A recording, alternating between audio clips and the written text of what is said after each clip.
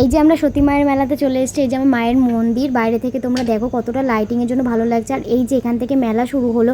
তা আমি অনেক ছোটোবেলাতে মেলায় গেছিলাম, আমার যার জন্য কিছুই মনে নেই, কিন্তু এখন গিয়ে বুঝলাম যে মেলাটা কতটাই না বড় আর কি পাওয়া যাচ্ছে না।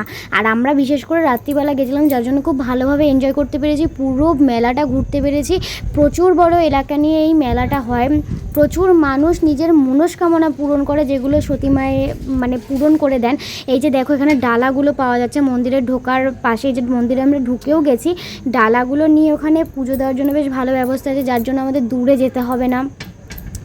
তো আমার তো খুবই ভালো লেগেছে, দেখো প্রচুর মানুষ ঢিল বেঁধে গেছে, যে কতটা জাগ্রত আমাদের সতী মায়ের বাড়ি। তো আমিও গিয়ে মায়ের কাছে আমার মনস্কামনা করে আসলাম, আশা করি মা আমার মনস্কামনা পূরণ করে দেবে। তো তোমাদের ভিডিওটা ভালো লাগলে অবশ্যই লাইক শেয়ার কমেন্ট করে দিও, আর তোমরা পারলে অবশ্যই একবার হোলিতে সতী মায়ের বাড়ি থেকে ঘুরে আসতে পারো। জয় মা সতী মার জয়।